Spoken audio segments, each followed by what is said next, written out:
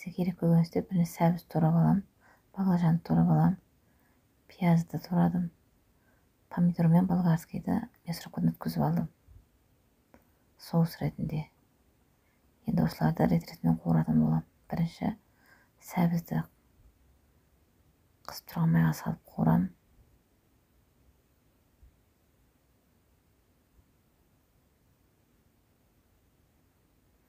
Мен 100 грамм сұйық май құйдым, өйткені баклажан майды жақсы көретіндіктен майы молдау болу керек.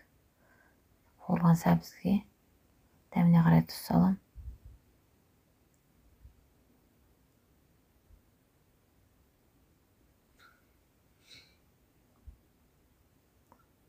Бұрыс салам.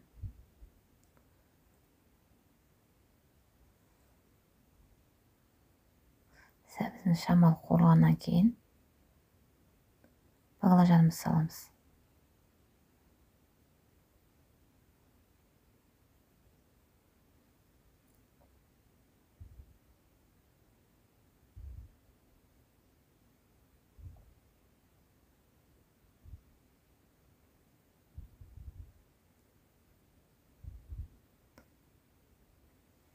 Астын баяу отқа қойып, баклажанды біраз сәбізді салып қойып қоям. Осындай баклажан өзі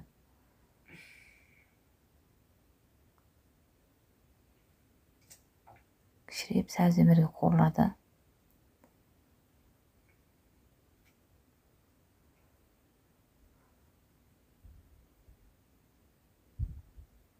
Сәбізден баклажан біраз 5-10 минут қуырылғаннан кейін үстіне пиязымызды салам.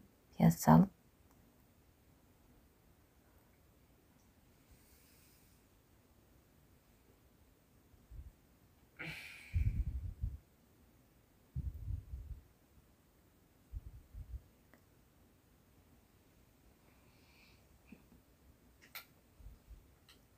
пиязымыз шамалы өлгеннен кейін араластырамыз.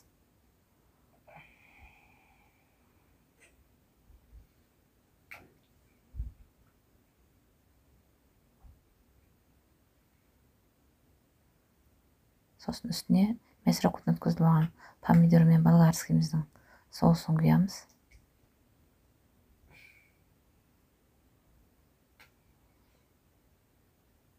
Баяу отта қайнатамыз 10-15 минут. Сонымен біздің томатта баклажанымыз дайын болады. Бір шетінен мен суға картоп қайнататым 4-5. Өйткені бұл жасап атқан томатта баклажанымызды закуска ретінде тамаққа қосып жесе де болады, банкіге жауып қойса да болады. Мен қазір көрсетем, банкіні парлап алдым. Кішірек банкіні соған біразын салып жауып қойып, қалаған уақытыңызда алып жіберіп, ашып, ыстып, кез келген гарнирге гречка болсын, картоп болсын, күріш болсын, закуска ретінде пайдалансаңыз болады, немесе подлив ретінде. Өте ыңғайлы асыққан кезде.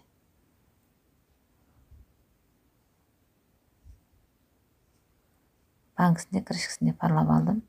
Енді өстіп аузын жабам, жақсылап. Қалғанын тамақ ретінде піскен картоппен бірге дер кезінде жеуге болады.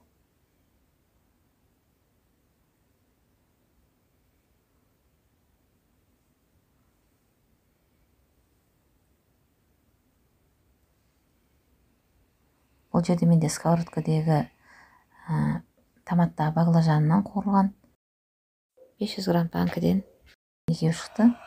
Және осылай гарнирге закуска ретінде немесе подлив ретінде тәрелкеге салып алдым.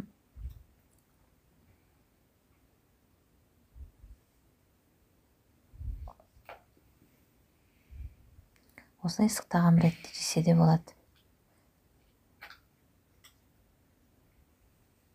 Немесе қысқа сақтап қойса да болады банкіні, жабылған банкіні. Стерилизованный.